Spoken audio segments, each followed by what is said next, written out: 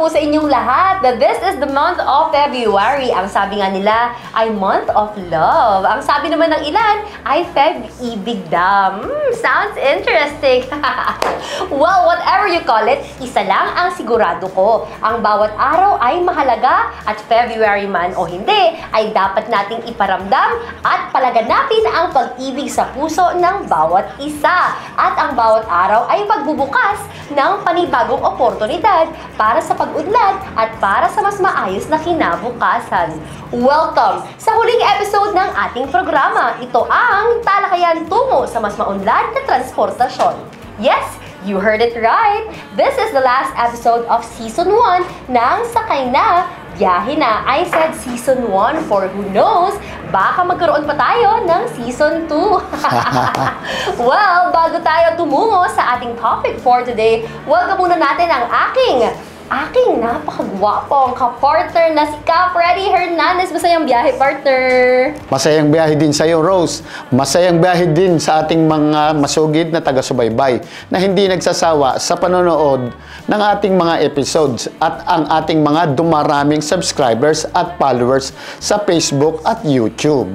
At sa mga hindi pa nagpapalo at hindi pa nagsusubscribe, just click the link below. Masayang biyahe po sa inyong lahat. Ka Freddy, gusto ko din magpasalamat sa pamunuan ng Arangkada NCR Transport Federation, headed by you of course, sa tiwala ng inyong ibinigay sa akin at sa opportunity na maging bahagi ng napaka-informative na programang ito. Maraming salamat. And of course, sa pamunuan ng NCR LTFRB, headed by our NCR Regional Director, Attorney Zona Rosette Tamayo and Attorney Sherwin Visconde, the Legal Counsel of LTFRB NCR. Na ang daya, partner, hindi tayo nakagbigyan ng biyahe with us. Pero dahil napaka-busy niya, naiintindihan naman natin yan. Malaking tulong yan sa NCR. Tako! Sobrang busy kasi talaga si Attorney Sherwin. Sa pag-aasikaso pa lang dito sa LTFRB NCR ay halos hindi na magkasya ang oras niya. But I'm sure if he has ample of time ay mapagbibigyan niya tayo. Teka, Rose, welcome ko na din ang mga bagong nag-consolidate, ang mga humabol sa deadline at ang mga humahabol pa. In fact, ang isa sa kanila ay makakasama natin ngayon sa ating biyahe. Welcome po sa Sakay Na, Biyahe Na! Congratulations po and welcome sa mas maunlad na transportasyon. Lagi pong handa ang pamunuan ng Arangkada NCR Transport Federation. If may mga katanungan po kayo, message lang po kayo sa aming social media accounts, PUVMPTV, NCR sa Facebook and YouTube. Maaari din po kayong magsadya sa tanggapan ng LTFRB o panoorin ang ating mga episodes upang mas matuto at ma-inspire. Tama po yan. Napakarami nyo pong matututunan just by watching ng mga episodes natin. Partner, maiba ko. Last episodes na pala natin ito. Oo, partner. Last episode na nga natin. Oo, partner. Parang kailan lang ay episode 1. Nasa episode 12 na pala tayo ngayon. I'm sure mamimiss ko ito. At syempre, mamimiss ko din ang aking partner. Oh. Of course, mamimiss din kita, partner. Pero teka, bago tayo magkaiyakan dito, ay pag-usapan na natin ang ating topic for today. Partner, ano ba ang ating topic today?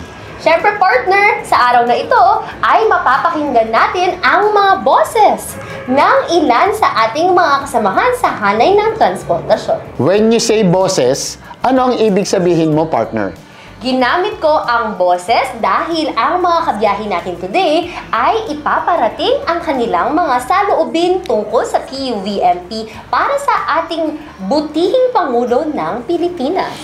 Ah, yun pala yun. Interesting nga. Makikilala nyo ang ating mga kabiyahe sa aming pagbabalik. Kaya tumutok lang dahil magbabalik pa ang Sakay Na, Biyahe Na! Talakayan tungo sa mga bagong transportasyon.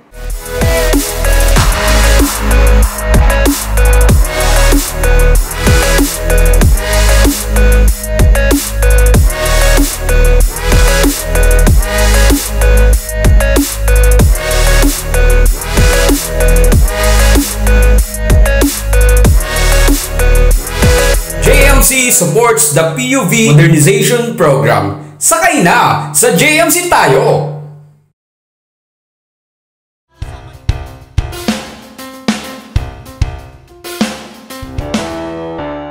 Welcome muli sa Sakay Na, Biyahe Na. Talakayan tungo sa makabagong transportasyon. Sa ating nakaraang biyahe ay natalakay natin ang mahalagang contribution ng PUVMP sa climate change. Kasama ang ating mga kabiyahe ay ipiniliwanag nila ang mga dahilan kung bakit nila mas pinili na mag-modernize ng kanilang mga units, not just because they were asked by our government, but a deeper meaning and a unanimous answer came out. They care for our Mother Earth and for the future of our next generation. Tama ka dyan, partner. Hindi madali ang mga pinagdaanan namin sa process ng modernization. But I think it's worth all the sacrifice considering that the future of next generation is on the line. Correct ka dyan, partner. Salute sa mga nag-consolidate na at sa mga nag-modernize na ng kanilang mga units. Sa biyahe natin ngayon ay maririnig naman natin ang boses ng ilan sa ating mga kasamahan sa transport group. Mga kabiyahe, samahan nyo kami at ang ating mga guests sa biyaheng ito. From Responsible Operators and Drivers Transport Service Cooperative headed by Chairman Al Arisgado, their General Manager, Ms. Marilyn Hellis. Another guest na makakasama natin ay ang President ng United Transport Federation of Makati or UTFM, President Bong Duca. Makakasama din natin ang Chairperson ng Libre Transport Cooperative, Chairwoman Estela Buensuceso. Makikibiyahe din sa atin si Chairman Jesus Jesse Sulio, Chairperson of Buendia Transport Service Cooperative. And our last guest for today is from Baclaran Nichols Transport Service Cooperative, Chairman Jonicio Maramba. Wallet nyo, cashless payment na kaya walang problema. Ano pa ang hinihintay? Tara't subukan ng ikaw ay makasakay sa transportasyong moderno. May CCTV kaya siguradong kaligtasan mo. Wala hassle lang. Ang ating unang kabiyahe ay undergraduate ng 2 kurso. Ang kanyang family ay nasa transport business na mula 1990 up to the present. He, however, started driving in 1995. May asawa at 4 na anak na. Ang Unified Transport Federation of Makati. Sa kasalukuyan ay mayroon silang 1,300 plus na consolidated traditional units. Ayon sa ating data ay ang grupo nila ang pinaka-latest na nag-consolidate. Let's all welcome President Bong Duca of United Transport Federation of Makati. Makikibiyahe siya sa atin through Zoom. Masayang biyahe po, Sir Bong. Welcome po sa Sakay Na, Biyahe Na. Masayang biyahe, Rose at Capredi. Nagpapasalamat ako sa pag-imbita ninyo sa inyong programa na Sakay Na at Biyahe Na. President, bumati po muna kayo sa ating mga viewers. So binabati ko nga pala ang mga ka-FB friends and ka-YouTubers natin na nanonood ating programa na Sakay Na, Biyahe Na. At sa mga kasamahan namin dito sa ating hanap buhay sa Transport Group. At lalong-lalo na sa mga miyembro ng ating kooperatiba na Makati City Unified Transport Service Cooperative na talagang nanonood ngayong araw na ito, sa mga oras na ito. Sir Bong, according to your pre-interview, you started driving a jeepney ng 1995. Bakit po ito ang napili niyong hanap buhay? So, unang-una, Miss Rose, bakit ko napili itong hanap buhay na ito? Sa magulang ko, ito na yung naumpisa namin. Na since nung kabataan pa natin, talagang nag-umpisa sa jeepney. So, nung time na kung tayo na nagpagkaroon ng pamilya, doon tayo napunta sa pagmamaneho ng jeep. So, nakita ko na maganda naman ang naging epekto nito o naging pagbuhay ko sa aking pamilya is ito yung naging sandata ko para may taguyod ko maging successful o maging ang aking pamilya. Pres Bong, noong panahong iyon, kumusta po ang traffic sa Makati? Okay po ba ang kita sa pasada? So sa mga panahon 1995 ka, Freddy, ang traffic sa Makati ay hindi pa talagang congested. So kumbaga sa balancing pa noon ang kalsada. Ibig sabihin yung mga jeepney at saka mga public, mga private ay talagang maayos at hindi pa ganun kadami. Kaya yung paghahanap buhay noon ng pagdadrives ng jeep ay talagang makakabuhay ka ng pamilya at makapag-aral ka ng inyong mga anak. Pressbong 2017 po nang maitatag ang inyong transport group. 2017 din ang launching ng PUV Modernization Program. Nagtayo po ba kayo ng transport group in preparation for PUV modernization? Miss Rose, noong taong 2017 ay kasalukuyan hindi kami nakapagtayo na ng kooperatiba dahil talagang ang mga kasamahan nating operator noon ay talagang hindi pa nila tinatanggap o hindi pa natatanggap ng ating mga operator na mayroong modernization program. Kaya hindi tayo nagpanguna na magkaroon ng isang kooperatiba. Pero na dumating ang taon na 2019 na talagang nakikita ko na talagang kailangan mag-create ng isang kooperatiba o grupo na para ito'y maging makapasok sa hakbangin ng PUV modernization na sinusulong ng ating gobyerno. So nagtatag kami ng 2019 para may sandalan kami pagdating ng panahon na magkaroon man ng hinihingi na ng gobyerno na magkaroon ng consolidation ay mayroon kaming masasandalang kooperatiba o grupo. Pressbong, hindi maikakaila na sa kahit anong grupo, kahit gaano pa ito kaliit or kalaki, ay may mga dumarating na pagsubok. As president of one of the biggest transport group sa bansa, paano nyo ito hinaharap? Ano po ang kadalasang concern ng isang malaking transport group na katulad sa inyo? Kapredi, ang lahat ng grupo ay may kinakaharap na pagsubok. Mabigat man o malaki, pero sa tulong ng mga miyembro at pagkakaisa ng aming samahan na patuloy na yumayakap sa isang grupo, talagang hinaharap ng buong grupo kung anuman problema ang dumarating. Lalong-lalo na ngayon na may krisis sa ating bansa. Unang-una, siyempre, bakit masasabi mo na krisis sa ating bansa? Ang pagyakap ng mga operator regarding sa modernization ay napakahirap. Isa sa pinakamahirap na kinaharap ng aming samahan ang pagpapaliwanag sa miyembro kung paano sila mahikayat na pumasok dito sa consolidation o sa programa ng PUV modernization. Dahil halos lahat ng operator ay talagang ayaw nilang isurrender ang kanilang mga prangkisa o karapatan nila sa prangkisa. So, siyempre bilang pamunuan ng MCATS, ay talagang hinikayat natin ang mga operator na talagang sumama dahil sa ang programa naman ng gobyerno ay talagang kailangan ng papunta doon sa unang step na consolidation. So yan yung nakita kong unang pinakamalaking pagsubok sa aming grupo kung paano ito mahikayat ang ating mga operator na sumama sa ating programa. Pressbong, consolidation is the first step, the launching pad of PUV Modernization Program. According to our source, ay ang grupo niyo daw ang pinaka-latest na nag-consolidate. What took you so long to take the road of consolidation? So, Miss Rose, nabanggit ko nga sa iyo kanina, nabanggit ko rin kay Kapredi na yung consolidation talagang sa unang-una, bakit kami nahirapan na i-consolidate ito o mahikayat ang ating miyembro. So, napakahabang proseso po ang ginawa ng Makati ng MCATS para po makumbinsi ang ating mga operator na pumasok sa consolidation. Dahil siyempre ang consolidation buong-buo sa paniniwala ng ating mga operator noon na kukunin ang kanilang karapatan. Kukunin ang karapatan bilang operator at isasalin ito sa isang grupo o sa isang kooperatiba. So dahil kaya kami nahirapan o sabi nga medyo late na kaming nag-consolidate dahil patuloy naming hinikayat ang ating mga operator na sumama o yumakap sa programa ng PUV modernization ng ating gobyerno.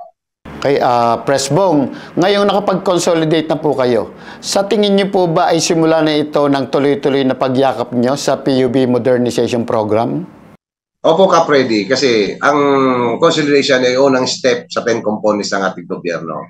Sino nga ba ang hindi nangangarap ng magandang transportasyon sa ating bansa?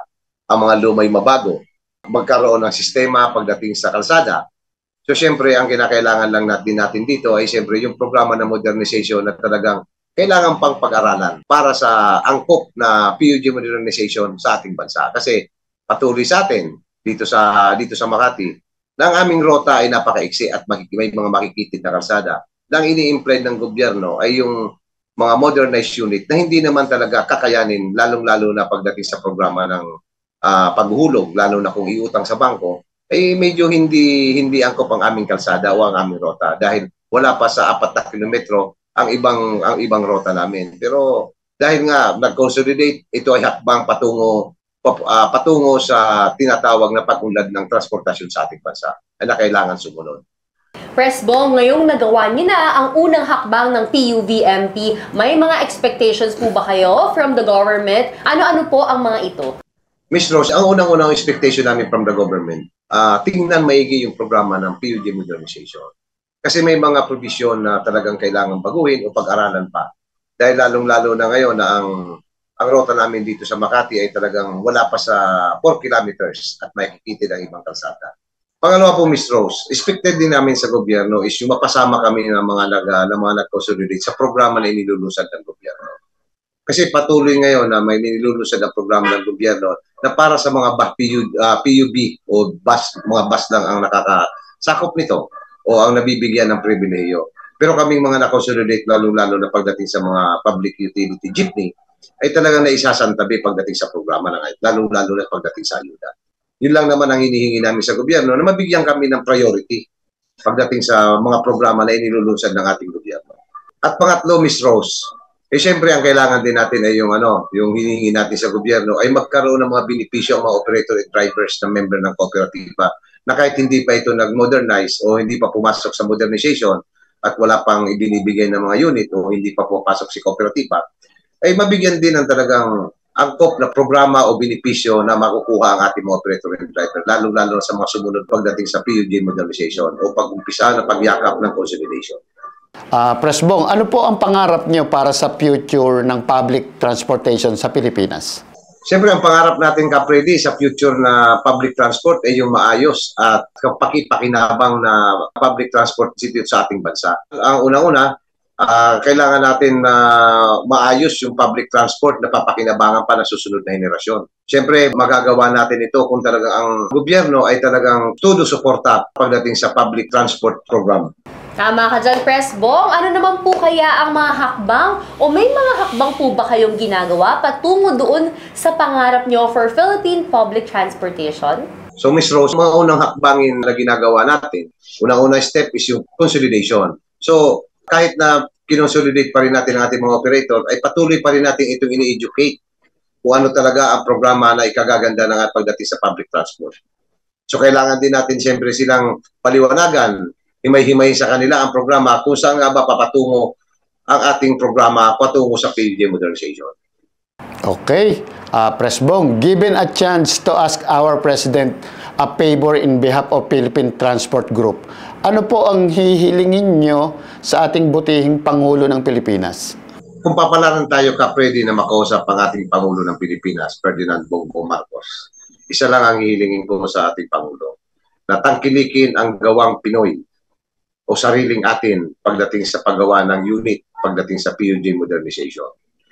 At pangalawa, mabigyan ng subsidiya ang mga maliliit na operator o kooperatiba o korporasyon na makasunod doon sa programa at makabili ng mga unit na ipapalit sa ating mga traditional tipo.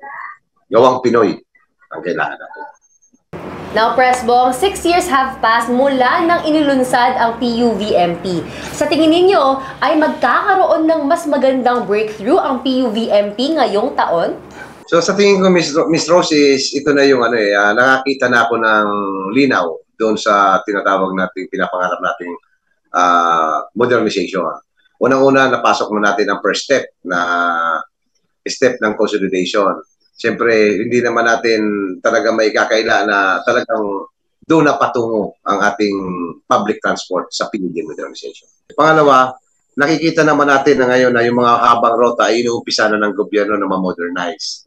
So, ang tinitingnan lang na ngayon ng ating gobyerno is yung mga maiiksing rotang katulad namin. Na hanggat, kumbaga sa ay kailangan pang pag-aralan o para may angkop ang programa sa mga rota na katulad namin. Maraming salamat po, President Bong, sa pagsama sa aming biyahe today. Nagpapasalamat kami sa inyo, Miss Rose at Kapredi, na naimbitahan nyo kami sa inyong programa na marinig ang aming saloobin pagdating sa PUJ modernization. At may parating namin ang aming saloobin na pagdating sa PUJ modernization. Maraming salamat. Alright, again, President Bong Duca of Unified Transport Federation of Makati. Ang ating susunod na makakabiyahe ay mula sa Santa Ana, Manila. Ang kanilang transport group ay nag-umpisang yakapin ang PUVMP taong 2018 at hanggang sa kasalukuyan. Ang kanilang rota ay Punta Quiapo and Punta Divisoria. Mga kabiyahe, ang chairperson ng Libre Transport Cooperative, Chairwoman Estela Buensuceso. Makikibiyahe siya sa atin through our correspondent. Masayang biyahe po, Chairwoman Estela. Bumati po muna tayo sa ating mga viewers. Good morning sa lahat ng mga nanonood.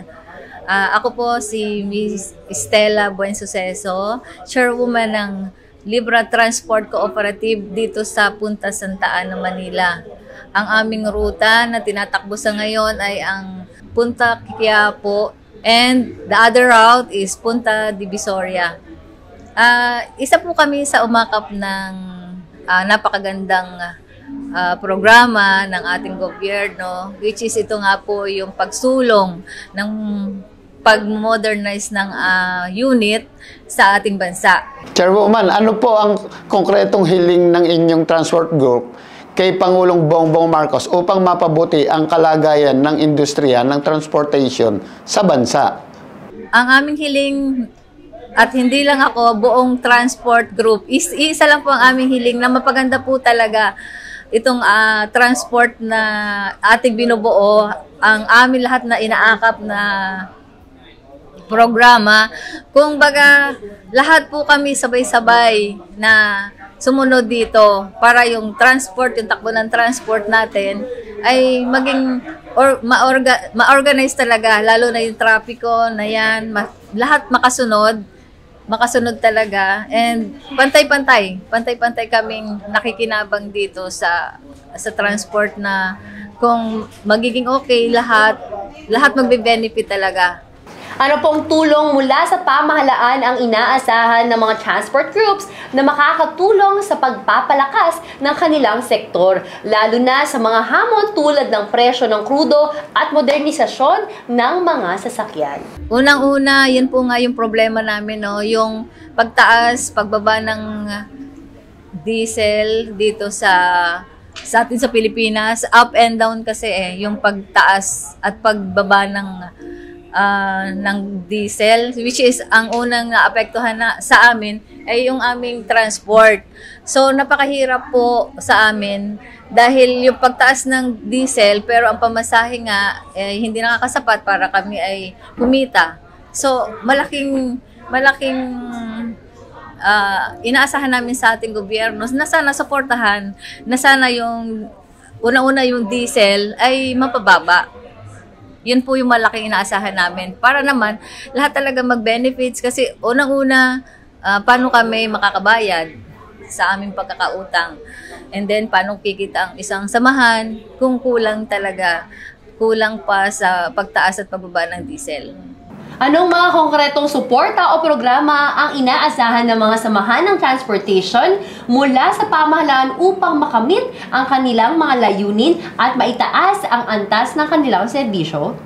Inaasahan namin po talaga yung suporta, totally support ng gobyerno na itong sumunod sa kanila, sumunod sa programa, doon nila ibuhos lahat yung suporta para naman mainggan rin yung aming mga kasamahan na maganda itong programa na itong sinusulong ng gobyerno. So, lahat siguro kung magtutulong-tulong, lalo na suporta ng gobyerno, na kami naman na umaakap sa programang ito, ay talagang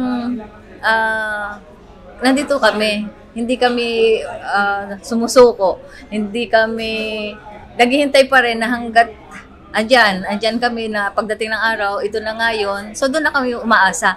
Chairwoman, may mensahe po ba kayo sa ating butihing Pangulo ng Pilipinas? Sa aming mahal na Pangulo, sana po kaming mga nasa transport na grupo, kami po lubos na umaasa na sana kami masuportahan dito sa aming mga hinaharap ngayon sa transportasyon, sa pagtaas at pagbaba po ng diesel. Sana talaga mabigyan po yun ng solusyon. Kasi ito na po yung papatay sa amin kung ito patuloy na tataas, talagang hindi po kami mag-grow talaga. Kaya Mr. President, sana ito na po yung pagkakataon na inaasahan namin since from 2018 na kami sumunod sa programa. Sana kami, ito na yung time na sana kami suportahan lahat ng sumunod sa inyong programa kasi inaakap namin itong programa na ito at natutuwa kami na magiging maayos talaga itong transportasyon na ito. Napakagandang tingnan. Sasakyan sa Pilipinas, lalo kung ang trapiko ay mababawasan. Kaya President, sana po itong 2024, sana inaasahan namin na lahat talaga tumakbo ang transportasyon na lahat ay modernized na. Maraming salamat, mahal na Pangulo, sa iyo, mga suporta. Maraming salamat po, Chairwoman Estela, sa inyong pakikibiyahe. Chairwoman Estela? Hindi na po tayo nabalikan ni Chairwoman Estela. Maraming salamat po, ma'am. Baka busy na, partner. Let's proceed na sa ating next guest. Okay, ang susunod nating kabiyahe ay undergraduate ng kursong Electrical Engineering. Nagtrabaho siya sa International Corporation for almost 8 years. Nag-start ng UV Express Business 2014 up to the present.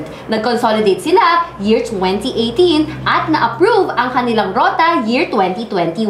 Aside from UV Express ay mayroon na rin silang Grab Business. Nakapagpa-renovate ng bahay, nakabili ng service na motor at higit sa lahat na pag-aral na niya ang lahat ng kanyang mga anak. Ito ay dahil sa tulong ng kanyang mahal na asawa at transport business. Ang chairperson ng Buendia Transport Service Cooperative, Chairman Jesus Jesse Sulio. Makikibiyahe din siya sa atin through Zoom. Masayang biyahe po, Chairman Jesse. Masayang biyahe rin po sa inyo, Ma'am Rose at Cap Freddy. Bumati po muna kayo, Chairman, sa ating mga masugid na mga viewers and followers. Magandang hapon sa lahat ng bumubuo ng LTFRB, lalo-lalo sa NCR. Ganon din po sa aming kooperatiba na Buendia Transport Service Cooperative. Chairman Jesse, hindi niyo daw po natapos ang inyong kursong electrical engineer. Ano po ang nangyari? Pwede niyo po ba kaming kwentuhan ng konti? Oo, Cap Freddy, dahil na rin po sa financial problem, kaya hindi ko po siya natapos. Actually, isang SEM na lang. Medyo nagka-problema lang po, Cap Freddy, kaya hindi ko siya natapos. Chairman Jesse, noong natigil po kayo sa pag-aaral, ano po ang pinagkakaabalahan nyo?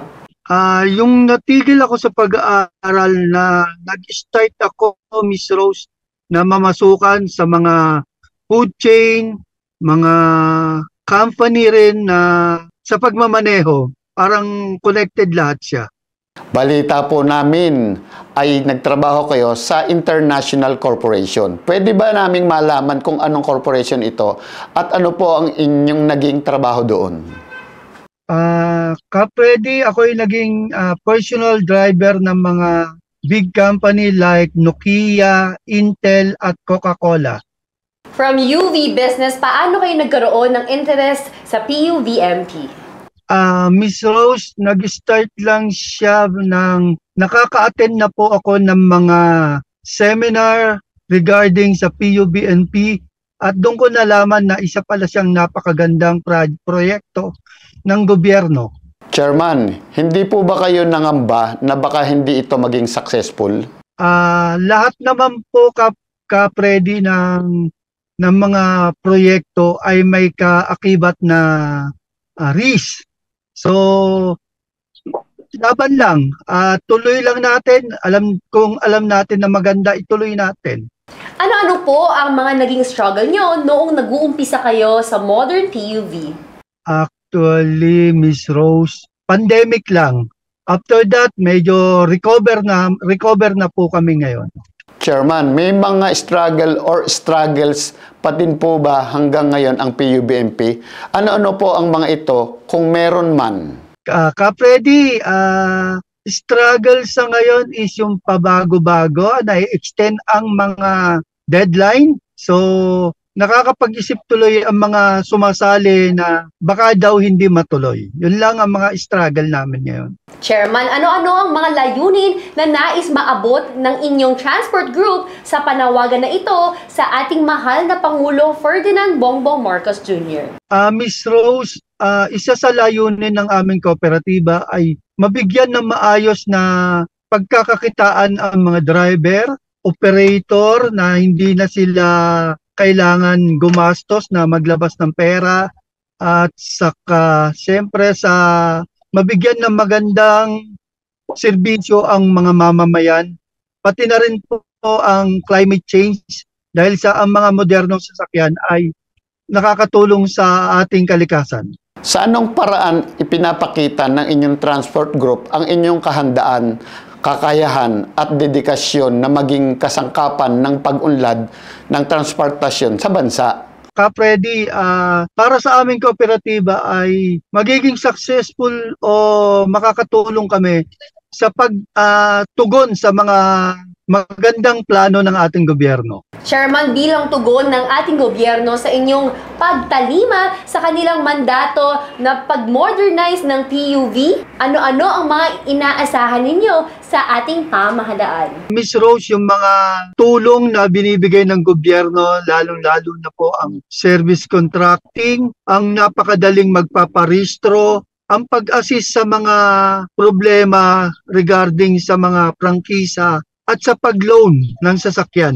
Chairman, sa tingin niyo po ba ay malaki ang magiging impact ng suporta ng pamahalaan sa layunin niyong mapabuti ang kalidad at seguridad ng transportasyon sa bansa? Ay Ka-Freddy, napakalaki po ng tulong na may gagawa ng gobyerno sa mga kooperatiba at korporasyon sa proyektong PUBMV. Napakalaking tulong po nila. Chairman, paano ninyo iuugnay ang inyong adhikain sa pangkalahatang layunin ng administrasyon ni Pangulong Marcos sa pag-unlad ng bansa? Miss Rose, ang isang adhikain ng aming transport cooperative namin ay ang mapabuti ang transportasyon sa ating bansa sa tulong ng pamahalaang Bongbong Marcos Jr. Ano po, Chairman, ang inyong panawagan sa ating mahal na Pangulo? Mahal na Pangulong Bongbong Marcos Jr., ang aming kooperatibang Buendia Transport Service Cooperative ay umihiling na ituloy na po natin ang modernisasyon ng mga transportasyon sa ating bansa upang magtuloy-tuloy na po ito. Chairman, may mensahe po ba kayo sa ating mga mananakay? Sa mga mananakay, suportahan po natin ang proyekto ng ating gobyernong Public Utility Vehicle Modernization Program para kayo'y may hatid ng ligtas sa inyong mga pupuntahan.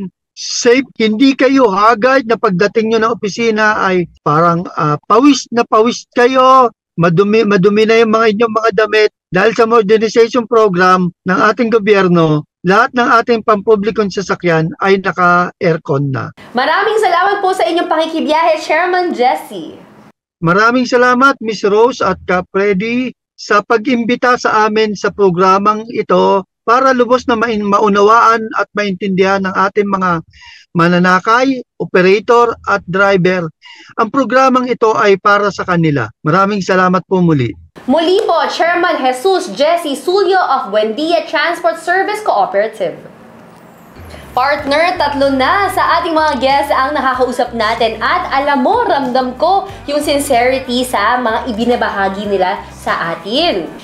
Ako din, Rose, ramdam ko din yung mga kagandahan kapag ang mga impormasyon ay galing mismo sa mga taong dumaan sa proseso ng pagkakahubog. Wow, ang lalim ng pinanghuhugutan mo nun na, partner. Sa ating pong mga viewers, wala pong BBTO dahil sama-sama po nating tunghayan ang mga ibabahagi at mensahe ng dalawa pa nating guests. Ang lahat ng yan sa pagbabalik ng Sakay Na, Biyahe na! Talakayan tungo sa makabagong transportasyon. Good morning po sa inyo, sa mga manonood natin. Ako po si Ruel Cura ng Tarlac Transport Federation at nandito po kami ngayon upang kami ay magmarcha patungo sa Malacanang para may pahayag ang aming saloobin sa gobyerno. Ako po ay nananawagan sa ating mahal na Pangulo na sana ay ituloy na po itong programa ng modernisasyon dahil ito ay nakakatulong patungkol sa ating climate change na mabawasan ang mga usok sa ating bansa sa pamamagitan ng mga lumang sasakyan Kaya kinakailangan na po natin baguhin ito para sa transport modernization. Yun lamang po. Maraming salamat. Rafael Reyes po ng Zaragoza Ramstar Transport Cooperative. At kasama ko po yung buong board at mga opisyalis ng Ramstar. Nandito po kami ngayon upang suportahan ang patuloy na pinupush namin na modernization. Ito po ang kasagutan ng lumalalang polusyon, climate change dito sa Pilipinas at sa buong mundo. Napakalaki po problema. At marami pong samahan ng pilit na pinupus ito na kaya po nandito kami. At gusto po namin lumapit kay BBM para po samahan po kami sa laban na ito.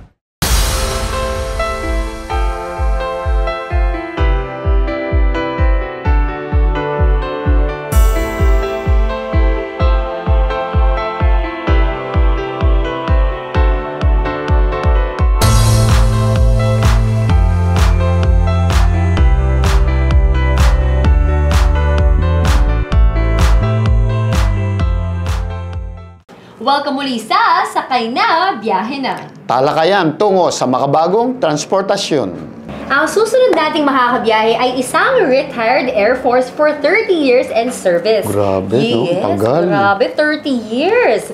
Year 1994 when he started in the transport business at driver and operator. Ang kanilang transport group ay nabuo noong 2019. At sa ngayon ay may mga modern PUV na sila. Let's all welcome the chairperson of Baclaran Nichols Transport Service Cooperative. We have Chairman Dionisio Jojo Maramba. Masayang biyahe po, Chairman Jojo. Welcome po sa Sakay Na, Biyahe Na. Masayang biyahe, ka Freddy, Ma'am Rose.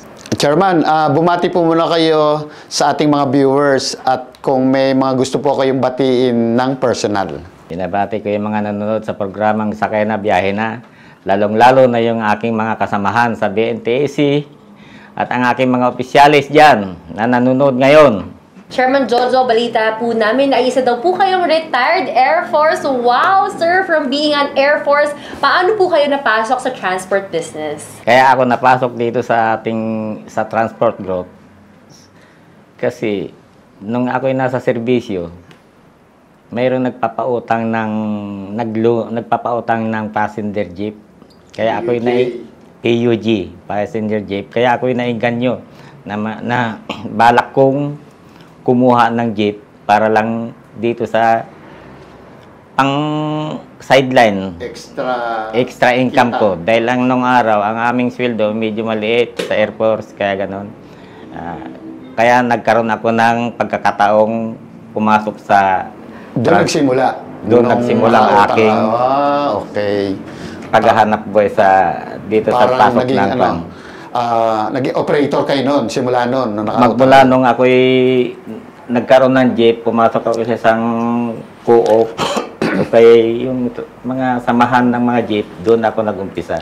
Okay. As operator, chairman, ng isang transport business, ano po ang pinakamalaking hamon na kinaharap niyo at paano niyo ito napagtagumpayan? Yung hamon, tsaka paano niyo ito nalagpasan? Sa ngayon, nung araw, kasi naman wala namang mga masyadong kwan nung araw. Wala pa ng mga katulad ng mga pandemic. Nung araw, wala pa. Kaya okay lang naman ang transport nung araw. Ang operation nung araw. Yes, Simple lang. Simple lang.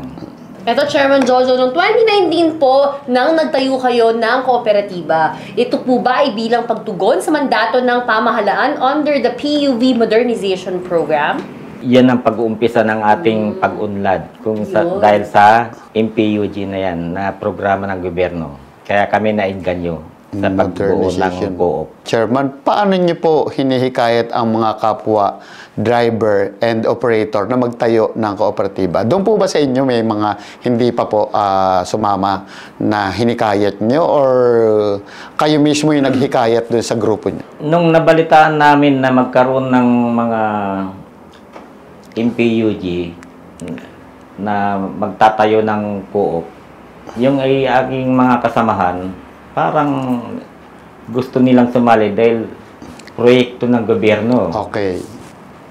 Kaya ngayon, nung kami, 15 lang kami na nagtayo, yung iba naman, parang ayaw maniwala na yung pagtatayo ng modern jeep na yan ay pagtatayo ng co-op ay parang hindi sila naniniwala na kwan. Kaya ngayon, nung nakita nila kami nakabuo na isang co-op, parang yung ibang hinakayat namin noon, parang gusto na nilang sumali. Gusto na sumama ngayon. Dati ayaw-ayaw. Opo. Tapos nung nakita na kayo na nagkaroon lalo kayo ng modern, di ba? Nag-operate. Parang gusto na nila ngayon sumali na rin. Going back to the time na itirayo nyo po ang inyong kooperatiba, gaano kayo ka-confident sa programa ng ating gobyerno? Wala po ba kayo ang pagdadalawang isip dito? Nung una, yung iba parang ayaw maniwala. Pero dahil sa yung aming jeep kasi medyo luma na, kaya natutuwa kami na ang sabi ng gobyerno magkaroon kayo ng modern jeep. Kaya ang ginawa namin, yung aming isang jeep na medyo luma na, ibinigay namin sa co-op, parang ipinalit namin para magtayo lang ng isang kooperatiba. Kasi yun ang sabi ng gobyerno na magkaroon tayo ng modern PUG. Chairman, nung tumama ang pandemic sa Pilipinas, ano ang naging impact nito sa inyong kabuhayan? Nung tumamang pandemic na yan, 2019, medyo bumaba ang aming income o kita, humina ang biyahe dahil sa bawal na magpalabas ang mga jeep, ang mga modern, mga jeep na wala pa kami parang bago pa lang yun aming pinagbawal na ng gobyerno, kaya kami humina ang pasada at ang aming modern jeep medyo hindi na kami nakabayad dahil sa walang biyahe, walang mga pasahero, nawalan kami ng kita sa mga jeep namin. Siguro, Chairman, hindi lang naman kayo ang nakaranas nun. Talagang buong industriya ng transport sector, lalo na sa public utility, nakaranas dahil doon sa pandemic. Talagang wala namang may kagustuhan nun. Yan yung ano. Pero importante ngayon, kahit pa paano, okay na yung inyong operation. Isa ngayon, Caprede, yung aming operation, unti-unti na kaming nakakabayad sa bangko, nag-invest na kami. That's good. Sa tagal ng panahon na 3 taon na ata, ngayon lang kami nagbabayad sa DBP, yung inutang naming modern PUG. Chairman Jojo, nung tumama yung pandemic, saan po kayo kumuha ng lakas ng loob para bumangon muli? Nung nagkaroon ng pandemic, ma'am, nagkaroon ang PGH ng parang, ano na ba ito yung mga yung mga nagkukuang kami, nagsiservice kami, ma'am, sa mga PGH na employees, ma'am. Parang kami ang ginawa nilang naghanap sila ng shuttle service bus, ma'am. Dahil walang public transport nun, di ba? Yes, ma'am. Wala kasing mga public transport. Kaya doon kami kumuha ng kunting kabuhayan, ma'am. Ginawa kaming service ng taga-PGH, mga frontliner, ma'am, na mga kuhan. Kami ang kinuha nilang sasakyan. Kaya nagkaroon kami ng kunting kita doon sa arkila ng taga-PGH na mga taga-frontliner. Oo, nabalita ako nga, Chairman, hindi lang isang co-op ang kinuha nun. Pati si Pamacoda, Pasig Quiapo, yung kasama sa mga kinuha nun. Tapos si Mandaluyong, TSC, marami nun. Tsaka si San Andres, nag-service din doon. Maraming co-op, maraming sasakyan ang kailangan ni PGH kasi lahat nga ng empleyado nila, na mga frontliners, nurse, doktor, merong rota na pinaghahatidan at sinusundo. Tama po. Okay. Lahat po ng mga Cavite, Alabang, ma'am, doon kami nagsiservisyo. Nagkaroon kami ng konting sa mga driver, sa mga operator, ma'am, investor. Nakikita ng konti. Malaking tulong. Chairman, ngayong unti-unti nang nakakabawi ang ating ekonomiya, sumasabay na din ba ang transport business niyo? Sa ngayon, medyo hindi masyadong kapredi kasi marami pang mga mga traditional na andyan sa amin, lalong-lalo sa amin, puro naka-consolidate na sila, kaya mahina pa rin. Aywan ko ka Freddy kung bakit humina. After ng pandemic, sa totoo lang, Chairman, hindi na ganun kadami yung pasahero na nasa karsada. After the pandemic, natuto na yung mga tao na nag-work from home. Nabawasan. Pangalawa, nung pandemic, marami ding naghangad bumili ng kanilang sariling sasakyan. Ng mga motor. Kasi nga, di ba, makakapunta ka lang sa trabaho mo pag may sarili kang sasakyan. Kaya yung iba nagpundar ng sarili-sarili nilang motor. Kaya maraming nabawas sa pasahero natin. Yung estudyante, ganun din. Blended schooling yung nangyari. Kaya medyo humina talaga ang aming kita. Humina ang ano. Dati nabawasan ng pasahero sa kalsada. Nabawasan kami ng pasahero, ma'am. Kaya yun yung paghina, yun yung reason kung bakit humina ang kita ng mga public transport. Sa ngayon, sir. Chairman Jojo, ano po ang pangarap nyo or mithiin para sa public utility vehicles sa bansa? Ang sa akin naman, ma'am, gusto ko tuloy-tuloy na lang yung MPUG, yung makabagong sasakyan. Yung modernization tuloy-tuloy na lang. Program ng gobyerno. Kasi nakikita ko na sa ngayon mga jeep naman natin ngayon parang mausok at saka medyo sira-sira na rin. Tsaka pasulong tayo, hindi tayo paatras, di ba? Opo. Tapos yung ating mga sasakyan, baka yung iba dyan, more than 20 years old na. 30 years old na, di ba? Kaya dapat it's about time para baguhin na, palitan na sila ng mga modern ng mga sasakyan. Opo. Chairman Jojo, sa inyo pong pananaw, paano maisa sa katuparan ang inyong mga mithiin para sa public utility vehicles sa bansa? Siguro, kailangan natin ng tulong ng gobyerno para lang papaunlad yung aming transport. Yun lang kailangan namin, ayuda nila. Tulong. Opo. At ang kailangan namin, kung makakakuha tayo ng mga murang sasakyan, siguro tulong na rin sa amin yan kung magkaroon ng gobyerno ng proyekto na may mga mas murang sasakyan. Mas mura pa sa yung existing ngayon na mga presyo, yung mas na mga modern jeep na may mas lalabas mura. pa sana na mas mababa ang presyo. Opo, yun lang sana ang gusto kong hilingin sa kanila. Kasi kahit sabihin mo na matagal yung bayarin, 7 years, pero still mahal pa rin, di ba? Opo. Yun lang po ang gusto kong ipaabot sa gobyerno. May mga suporta po ba kayong hinahanap mula sa ating gobyerno? Nagkaroon kami ng suporta sa gobyerno. Nagkaroon kami ng free ride. Service contracting. Opo, service contracting, libreng sakay, ma'am.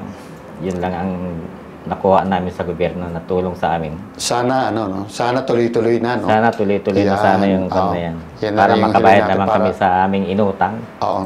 Hindi lang sa totoo lang, Chairman, hindi lang naman yung kooperatiba na tulungan ng service contracting. Marami lalo pati yung mananakay. Opo. 'Di ba? Na malaking bagay sa kanila. Imagine mo kung ang pamasahe minimum na sa 14 pesos, 'di ba? Tapos, balikan ka, 28. Kalahating kilong bigas na rin yun, di ba? Yung natipid mo. Yun yung isang malaking tulong na binigay ng gobyerno. Sana hiling natin sa transport, kami partner, na tuloy-tuloy, maging regular na yun. Malaking tulong sa amin yun. Pati yung pagbibigay ng fuel subsidy, di ba? Nagkaroon din ng tulong ng gobyerno. Kahit na papano, sa operator, naghahati kami ng pag binigyan kami ng 6,000, 3,000 sa operator, 3,000 sa driver. Sa driver. Tuwan-tuwa yung mga driver pag pag mayroong subsidy, fuel subsidy ng gobyerno.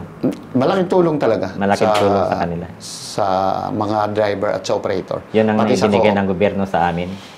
Okay, Chairman, kung bibigyan po kayo ng pagkakataon na makausap ang ating butihing Pangulo ng Pilipinas na sa PBBM, ano po ang ipapakiusap niyo sa kanya?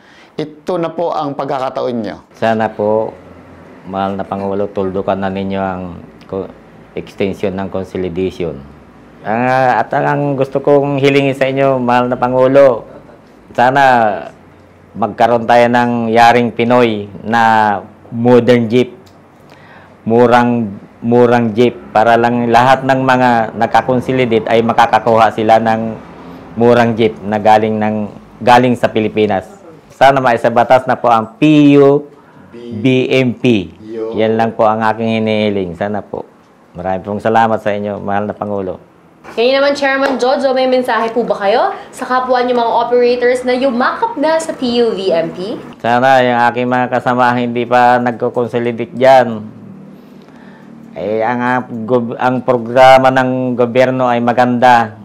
Huwag kayong maniwala sa mga iba na wala raw papatunguhan ng modern jeep na yan. Totoo ito kasi nasubukan na namin.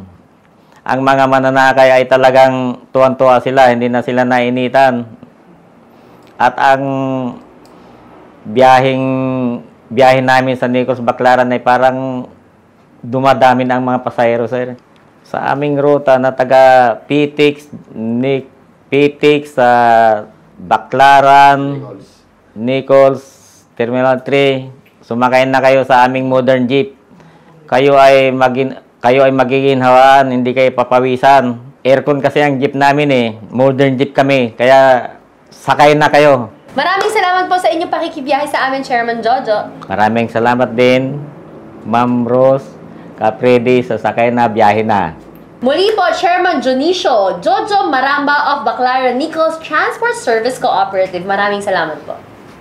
Ang ating huling kabiyahe ay isang pharmacist by profession.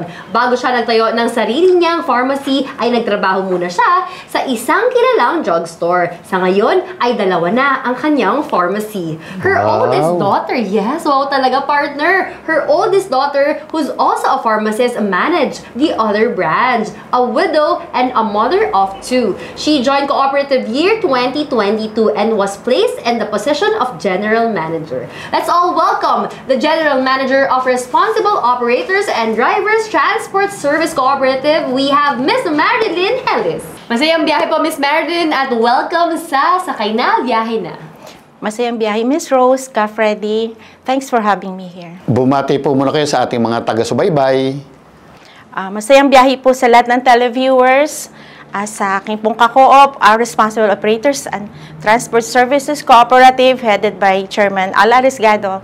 Masayang biyahe. To begin with, you've said in your pre-interview that you are a pharmacist by profession and now managing your own pharmacy. Is that right? Yes. Pharmacy and transport business is not quite relevant, but why did you assume managing the transport business left by your husband, and when you have the option of just selling the units? Like what I've said, pharmacy and transport business is a little bit different from each other. Our transport business, which is the jeepney, is our first venture together. It's something like a sentimental value for us, kaya kinip ko po yon. And besides, gusto ko rin pong tumulong na maisulong po ang aming kooperatiba bilang mga kasamang operators sa area po, sa aming routes. Ang ganda partner, no? Beauty with a heart si Ma'am. Yes. Kaya, GM, babae po kayo and transport business is for manly people. Ano po ang maging ano niyo dun? Akala nyo lang po kasi babae po ako, pero manly po ako. Yung pink na pink si Ma'am, pero manly. Si Ma'am talaga, palabiro pala. GM, what motivates you para gawin ito? What are the driving forces that fuel your passion? It's actually the advocacy. Yung advocacy po na isulong at maging successful ang aming co-op. Dahil po pinagkatiwalaan ako ng mga kasama kong operator to lead them. At syempre, akayin din sila sa magandang plano ng ating gobyerno, ang modernisasyon. Yes, lahat naman tayo, kahit ako sa co-op namin, yun talaga ang goal, ang aim namin, yung mapalago ang ating mga kooperatiba. You've joined the Responsible Operators and Drivers Transport Service Cooperative in 2022 at ginawa agad kayong General Manager ng grupo. Did you not have any second thoughts na tanggapin ang position? Hindi nyo ba natanong ang inyong sarili na bakit ako, baguhan lang ako, or nag-boost ba ito ng iyong confidence somehow, knowing na malaki ang tiwala nila sa inyo? At first, reluctant po ako talaga. Kasi syempre tatanungin ko, bakit ako? Diba po? At first, lookout lang ako, members, tinitignan lang kung ano yung nangyayari sa loob. And then eventually, something happened dahil hindi natin kontrolado. Doon ko po kasi nakita na I have to stand para po maipagpatuloy kung ano po yung nasimulan. Tsaka doon, makikita mo yung maipapakita mo sa members tsaka sa yung mga ibang officer na may kakayahan ka din na mag-manage, di ba? If you can manage your own business, why does not the cooperative also, di ba? Ganun yun. Kaya ipakita mo yung kakayahan mo, hindi lang basta. Tsaka maganda mag-handle lang ang general manager position ang babae talaga kaysa lalaki.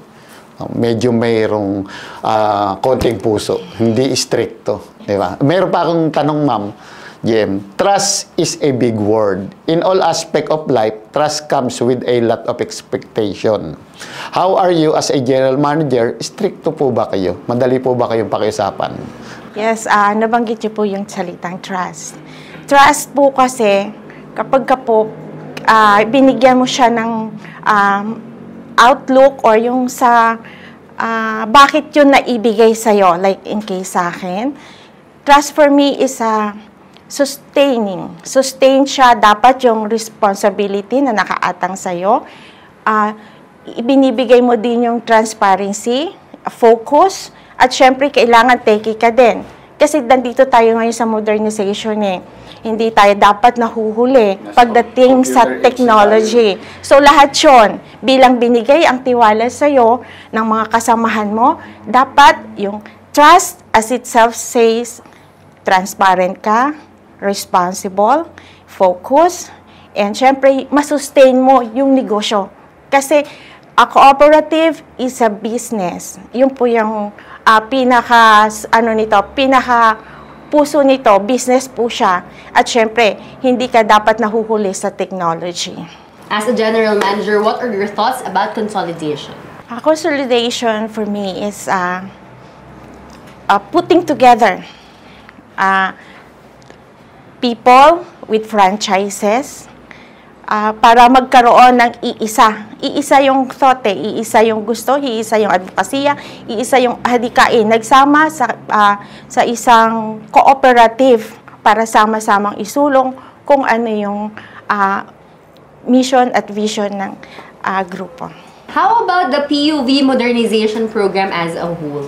Ang PUV modernization as a whole, para sa akin ay nagbibigay ng lakas. Lakas sa bawat kooperatiba na marinig ang bawat niloloob, marinig ang gusto at adhikain ng naiparating sa gobyerno. Ang bawat isang driver o operator na sumama sa isang cooperative ay nagiging malakas kapag nag-cooperative na. Yun po yung tingin ko sa PUV modernization. GM, isang tanong din, isa sa mga hinaing ng mga against sa PUBMP ay sinasakal daw sila ng gobyerno. Do you think PUBMP was designed that bad? Give us your thoughts. Actually, this PUBMP modernization program is for drivers. Mainly for drivers. For us kasi as operators, sa drivers kasi imagine, kapag nagkaroon ng fleet management, when we are modernized, fully modernized, 3 na po ang ma-hire na driver doon. Kasi through fleet management, 24 hours na po tatakbo ang ating modern jeep. 3 agad. Ikukumpara dun sa traditional na isa lang ang mabibinipisyohan. Another sentiment from them, inaalisan kami ng pagkakakitaan or hanap buhay. In your experience po as GM of one of the many consolidated transport groups, totoo ba talagang mawawala ang kabuhayan kapag sumali sa isang co-op or corporation or kapag nag-consolidate na ang isang transport group? Isa pong malaking hindi po totoo yun. Dahil po sa aming pong co-op, ini-explain po namin. Buksan lang po yung puso at isip. Explain, ibigay kung ano ang totoong intensyon ng programa, kung saan siya naka-intend, At kapag yun, binuksan lang ang kanilang puso at isip, doon nila makikita, mararamdaman na para talaga sa drivers ang programa ng gobyerno. Ang tunay na layunin ng programa. Yes. As a group, yung road TSC nyo, di ba? As a group that embrace the government program, yung PUBMP po natin, ma'am. Ano ang expectation nyo sa government in return for all the efforts? Siyempre po, suporta. Yeah. Suporta po ang pinakauna. At higit po, bigyan din po ng priority ang mga nag-consolidate. Tumaan na po ang pandemic, nakailang extension na po tayo ng consolidation. A bit disappointed, pero andito pa rin po yung suporta. At umaasa na eventually, andyan po yung suporta sa buong ng gobyerno, ng mismong PUVMP program sa aming pong mga nag-consol. In the spirit of fairness, in fairness to those transport groups who embrace and heartily functioning under the umbrella of PUVMP, the deadline of extension of consolidation, do you think it's fair? Why and why not? A bit of unfair for us. Kasi ito na yung hinihintay po namin bawat end of consolidation, we pray, we fervently pray na yun na yung end of consolidation. Pero hindi pa rin siya nangyayari hanggang maging 7. Pang-7 na po yung extension ng consolidation. Pero andito pa rin kami, hindi pa rin pinagbabago. Umaasa at sumusuporta sa ating pong programa. Ma'am, this is our $1 million question. If you were to ask a favor to our President on behalf of Consolidated Transport Group, anong favor po ang ihilingin niyo? Mahal na Pangulong Ferdinand Bongbong Marcos Jr., sa ngalan po ng lahat ng kooperatiba sa buong bansa, hinihiling po namin na tuldukan na ang extension. Hirap na po ang co-op. Sa inyo pong kumpas, sa inyo pong suporta sa ating pong PUVMP Modernization Program, nasa sa inyong kamay na po ang katuparan nito. Bigyan niyo po ng mukha ang PUV Modernization upang mailatag ang totoong layunin nito. Ang mabigyan ng mas maraming opportunity, maiangat ang buhay ng bawat driver, ang isang ligtas at moderno paghahatid sa mga commuters. At higit sa lahat po ay ang malusog na pangangatawan ng ating mamamayan. Hinihiling po namin yan sa lahat, sa ngalan ng Arangkada, NCR, at sa buong co-op ng Pilipinas. Okay. Maraming salamat, GM! Galing! Siyempre, GM, PUVMP was launched in 2017. From there, its ride moves slowly. A lot of traffic, bumpy roads, roadblocks, and humps of different shapes and shades that makes it more challenging. With all of the dramas happening from the general manager's point of view, how do you see the future of public utility vehicles in the Philippines? Dala po nakikita ko dyan. Mas malinis na hangin, pagka ating pong na-modernize na lahat, ang ating mga units, at isang ligtas dahil meron tayong mga disiplinado at mga well-trained na driver. Yun. Through our PUV modernization program. Napakaganda. Pero ito, GM, 6 years have passed since the launching of PUVMP. Today is 2024. Do you think 2024 is the year of extensive breakthroughs for PUVMP? Why do you think so? Ito na po yung tamang panahon, sabi ni Lola ni Dora. Ito na po yun. And I'm keeping my fingers crossed. This is it. GM, mensahe na lang po para doon sa ayaw pa rin mag-consolidate. Isa lang po yung sinasabi ko dyan. Buksan ang isip at puso. Bigyan ng pagkakataon po ang ating kaisipan. Bigyan ng pagkakataon ang mga co-ops, ang modernization program ng government para mailatag po ang totoong layunin nito para sa atin pong lahat ito, mga drivers at operators. Isama nyo na rin po pati yung mananakay, mensahe. Opo. Sa mga mananakay po, wait lang po kayo. Meron na po kayong ligtas at air condition na sasakyan nyo po. Maraming salamat, Miss Marilyn! Thank you din po for having me here, Miss Rose Cafredi. Again, Miss Marilyn Hellis of Road TSC. There you have it, our 5 guests. Huwag kayong bibitiw dahil magbabalik pa ang Sakay Na. Biyahe na! Talakayan tungo sa makabagong transportasyon.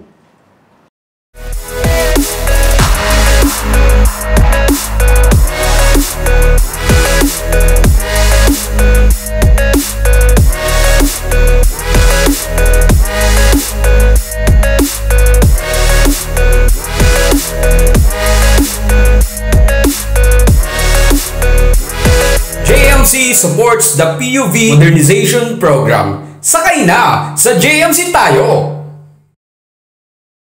Welcome muli sa Sakay Na, Biyahe Na. Talakayan tungo sa makabagong transportasyon. Partner, natapos na naman ang ating episode, or let me say, natapos na ang Season 1. May Season 2 pa ba, partner? Yan ang malaking tanong, partner. Pero bago natin pag-usapan ang Season 2, ay pasalamatan muna natin ang mga lahat ng mga nakibiyahe sa atin mula Episode 1. Salamat po sa lahat ng mga chairman at president ng Arangkada NCR Transport Federation. Hindi na po namin kayo iisa-isahin. Salamat din sa NCR LTFRB headed by Regional Director Attorney Zona Rosette M. Tamayo and Attorney Sherwin Visconde. At syempre, ating mga partners, Isuzu Philippines, JMC at Hino. Maraming salamat po at syempre sa oras na ibinigay ng ating mga guests mula Episode 1 hanggang Episode 12. Maraming salamat po sa suporta at higit sa lahat ay sa Arangkada NCR Transport Federation at sa buong Pilipinas, sa Luzon, Visayas at Mindanao na patuloy sumuporta noong nakaraang December 12, 2023. Maraming salamat po sa inyong lahat. Salamat din sa bumubuo ng La Forteza Video Production at sa lahat ng mga crew. Salamat sa pag-aalaga at pagtsatsaga sa amin. Maraming salamat. Salamat din sa ating mga naging special guests, Sir Javin Balmonte, OTC Chairman Andy Ortega, LTFRB Chairman Attorney Teofilo Guadis III, Secretary of Transportation Sir Jaime Bautista. Maraming salamat po.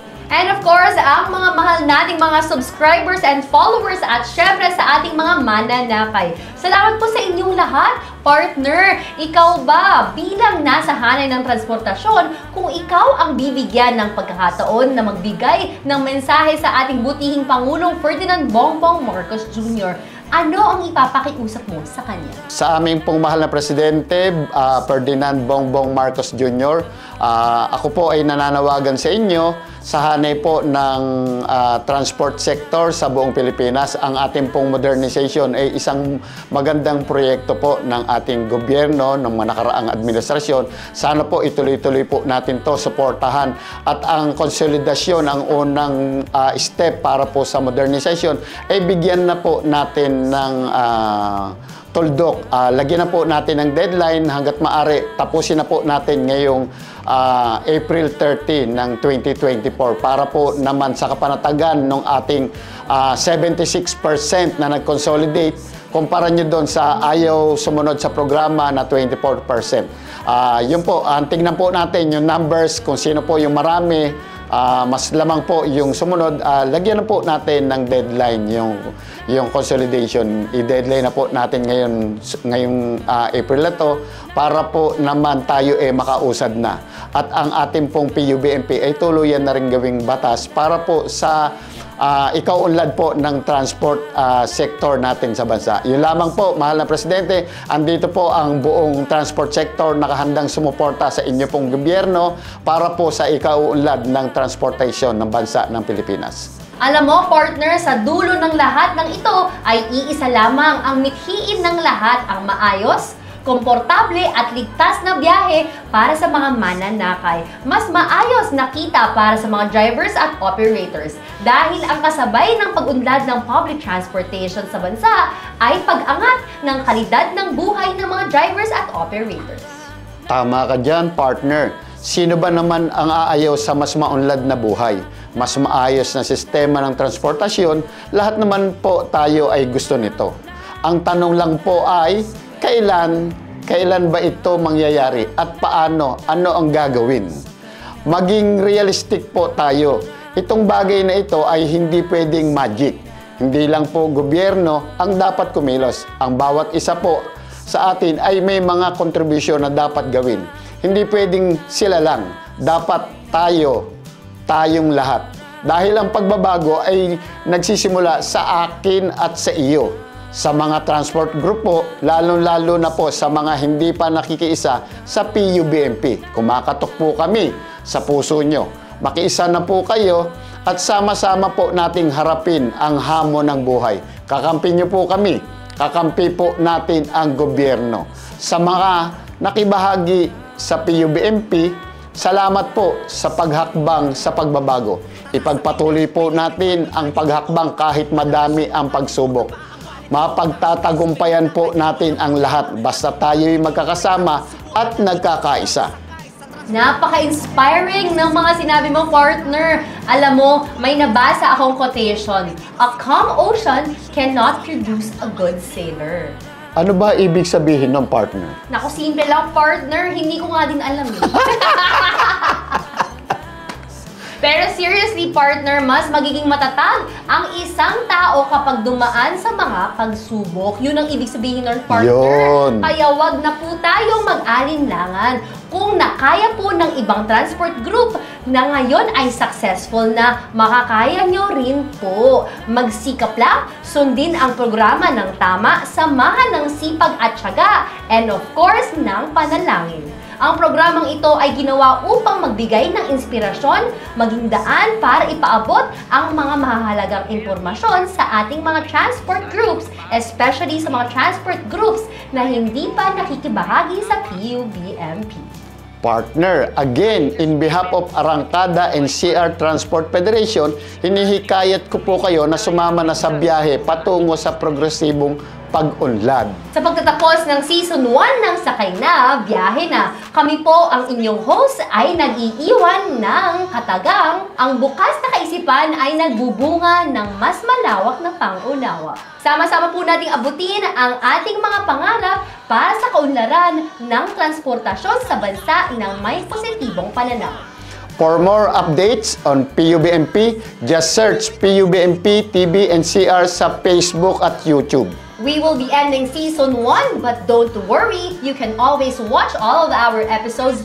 Just visit our Facebook page and YouTube channel. Again, this is your host, Rose Call.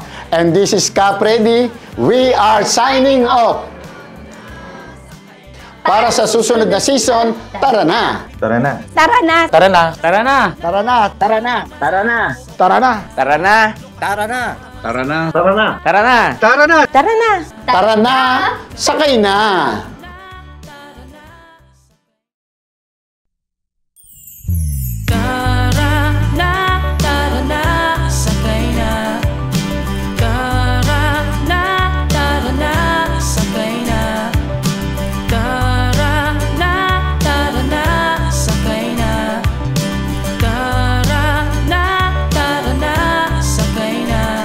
Sa mga taga-subaybay namin, andito ngayon sa ating ginagawang programa ng Climate Change Unity Walk.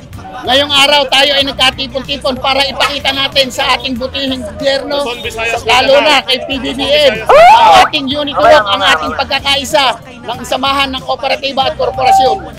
Ang PUBMP natin ay isang magandang hakbang para mabawasan ang polusyon dito sa buong Pilipinas, sa buong mundo. Ginagawa namin itong sakripisyo na to para sa kapakanan ng ating susunod na henerasyon. Para sa kanila to, hindi to para sa amin. Para gumanda ang katayuan ng ating Pilipinas, ng ating bansa, ng ating kalusugan. Maraming salamat sa lahat ng sumusubaybay at naniniwala sa ating ipinaglalaman na itong Climate Change Act na to, tsaka Clean Air Act, PUBMP ay makakatulong pagsalba ng ating bansa.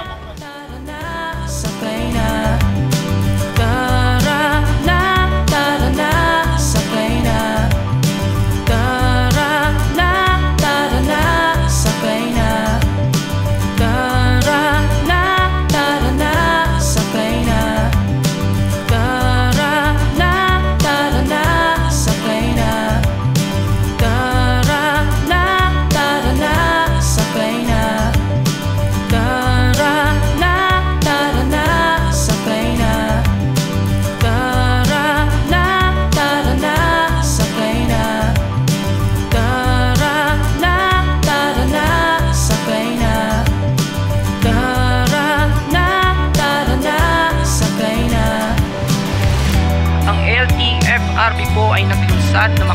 transportasyon.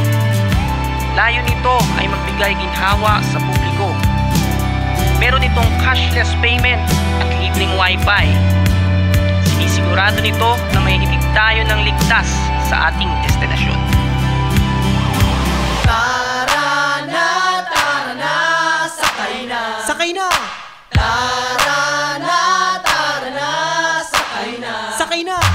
Tara na, sakay na. Sakay na. Tara na. Isama na ang tropa, isama na ang tropa. Tara na, sakay na. May libreng wifi tayo dito. Makabagong transportasyon. Cashless payment, walang problema. Hindi siksikan. Ligtas ang biyahe. Komportable. Maayos ang serbisyo. Sakay na. Tara na, sakay na. Tara na, sakay na.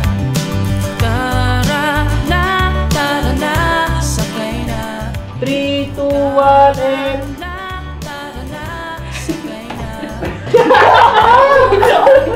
We are signing off. Tara na! Uy, sabay tayo. Oo nga na, sorry. Ulit. Tara na. Tara na. Tara na. Sorry. Ako naman. Tara na, sakay na. Tara na, sakay na. Tara na, sakay na. Tara na, sakay na. Tara na, sakay na.